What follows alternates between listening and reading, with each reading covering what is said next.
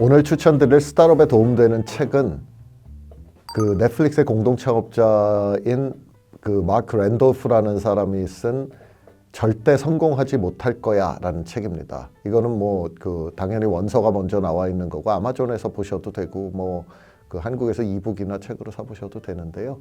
이 책을 권하는 이유는 두 가지입니다. 첫 번째는 넷플릭스 같이 대단한 사업에 이 지금은 어마어마하게 큰 사업의 아이디어도 이게 아이디어 브레인스토밍 하는 단계에서 어떤 식으로 이게 결국 최초의 이 사업 아이디어를 가지고 사업화를 할 때까지 그 과정이 되게 자세히 나와 있거든요. 이제 그게 결국 그거는 다 똑같다. 그리고 이 사람들이 얼마나 많은 아이디어를 버렸는지도 나와요. 그래서 이렇게 대단한 회사도 아이디어를 만들어내고 그걸 최초로 제품화하는 과정은 되게 비슷하구나라는 걸 여러분이 느끼실 수가 있고, 두 번째는 그 과정에서 이제 대외적으로 알려져 있는 넷플릭스의 이제 창업자 겸 대표는 리드 헤이스팅스인데, 이제 이 마크 랜돌프와 리드 헤이스팅스가 친구로서 서로 존경하는 친구로서의 관계, 그리고 그게 이제 회사가 점점 커져 나가면서 나중에 어떤 그 갈등과 지분 뭐 이런 걸로 해서 또 그게 좀 굉장히 고민하는 부분이 있는데, 그런 게 어떻게 회사의 성공이라는 더 큰 목표를 위해서 봉합이 되고 합의가 됐는지 그 과정, 그걸 합리적으로 처리해 나가는 그 과정이 그 얘기에 굉장히 솔직하게 잘 쓰여져 있습니다. 그래서 이 책 여러분 꼭 한번 읽어보세요.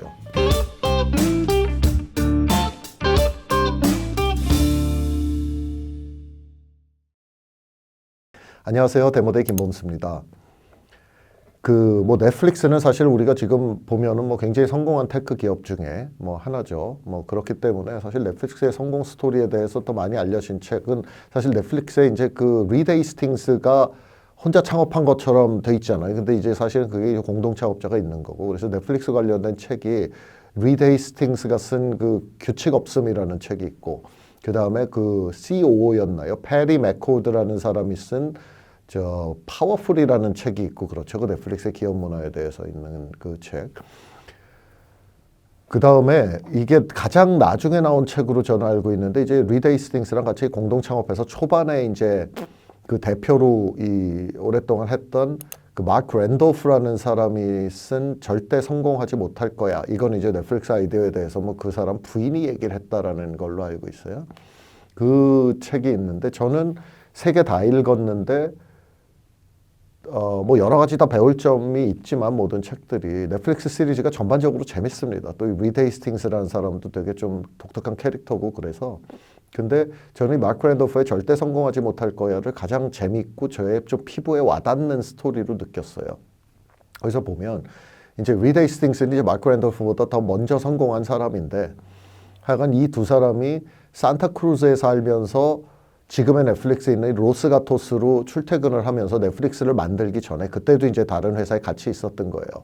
그래서 그때 이 사람들이 그 1시간 이상 같이 운전을 하고 카풀을 해서 운전하고 오면서 서로 아이디어를 교환하고 그 아이디어에 대해서 서로 비평하고 그런 대화에 그게 굉장히 꽤 오래 많이 나와요. 그 분량이.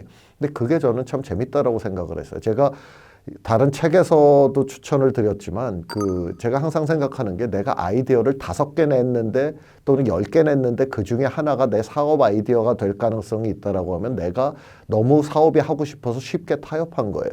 저는 세상을 바꾸는 아이디어가 내가 아이디어 10개 썼는데 그 중에 하나가 세상을 바꿀 수 있을 거라고 생각 안 하거든요. 그래서 이거 보시면 얼마나 많은 아이디어를 이 사람들이 진짜 황당한 거에부터 조금 말이 되는 것까지 서로 주고받으면서 오랜 기간 그 출퇴근을 같이 하면서 그걸 했는지, 이게 아이디어를 브레인스토밍하고 그거를 채택하는 방법이 어떻게, 그러니까 이 사람들이 그걸 어떻게 해서 넷플릭스 같은 대단한 회사를 처음에 탄생을 시켰는지 그 부분이 저는 좀 많이 배울 점이 있다라고 생각을 했고요. 그 다음에 그 아이디어 중에 하나, 지금의 넷플릭스 모델이 된, 지금은 이제 스트리밍 회사지만 그 당시에는 이제 이 DVD 렌탈 회사였죠. 근데 그 아이디어를 처음에 사업화하고 그 과정에 어떻게 시작을 했는가, 그것도 저는 여러분이 창업하시는 단계에서 조금 도움이 될 수 있는 그런 부분이 있다라고 봤어요. 또 두 번째 제가 여러분한테 좀 이 책의 좀 하이라이트로 생각할 수 있는 부분이 이 넷플릭스가 이제 커지면서 결국 나중에 이제 리드 헤이스팅스가 테이크오버를 하게 되는데, 이제 회사의 얼굴이 리드 헤이스팅스가 되는 건데, 어쨌든 이게 굉장히 이고의 문제도 있고, 그때 또 리드 헤이스팅스가 자기가 더 많은 지분을 요구를 해요. 근데 이게 사실 제가 생각을 할 때는 미국에서도 그렇지만 한국에서 만약에 이런 상황이 오면은 이게 굉장히 감정적으로 발전을 해서 치고받고 싸움처럼 되게 이전투구가 될 가능성이 높아요. 근데 이 마크 랜도프라는 사람이 리드 헤이스팅스에 대한 리스펙트가 크기도 했지만 결국 이 회사의 미래는 저 사람이 더 전면에 나서고 그 사람이 전면에 나서기 위해서는 이런 파워를 갖는 것이 맞다라고 생각을 한, 그것은 어떻게 보면 우리가 정직성, 인테그리티의 문제라고 생각을 할 수도 있는 거고 지적인 정직성에 해당될 수도 있는 것이고, 이 사람이 너무 유한 걸 수도 있죠. 사실 그 결정을 리드 헤이스팅스가 그 오퍼를 던졌을 때 그 마크 랜도프 주변에 뭐 와이프를 포함하면 어떻게 걔가 너한테 그럴 수가 있냐, 이건 말도 안 된다, 지금 이렇게 손목을 비틀어서 네가 여기까지 만들어낸 회사를 제가 지금 와서 뭐 공짜로 먹겠다라는 거 아니야, 뭐 이런 식으로 얘기를 해준 사람도 많았어요, 이 책에서 보면. 그런데 이 마크 랜도프 이 책의 저자는 그럼에도 불구하고 그게 최선이라고 생각을 해서 어쨌든 그 협상을 냉정하게 임하고 결국은 그거를 받아들인 거죠. 그걸 안 받아들여서 마크 랜도프가 계속 갔으면 넷플릭스가 지금의 넷플릭스가 됐을지 안 됐을지 그건 몰라요. 역사의 가정은 없는 거니까. 하지만 저는 그 과정을 이성적으로 해결하는 데 있어서 이 리드 헤이스팅스와 마크 랜도프 간의 히스토리가 상당히 시간에 의해서 축적된 상호의 이해와 상호의 존경과 존중, 그 부분, 그 다음에 내가 감정적으로 굉장히 빈정상하고 너무 자존심 상하고 지금까지 내가 키운 회사를 누구한테 공짜로 넘겨주는 것 같고 그렇지만 사실은 그게 어떻게 보면 더 큰 목표의 달성을 위해서 나의 작은 이고가 상처 입는 거를 감수하는 그런 어떤 지적 정직성, 그런 과정 자체가 저는 굉장히 어떻게 보면은 그게 미국적인 합리성이라고 얘기를 할 수도 있고, 어떻게 보면은 이 두 사람의 굉장히 개인적인 지적 정직성이 뛰어났다라고 볼 수도 있고, 뭐 여러 가지로 해석을 할 수가 있지만 어쨌든 저는 그 과정이 있는 건 저는 몰랐거든요.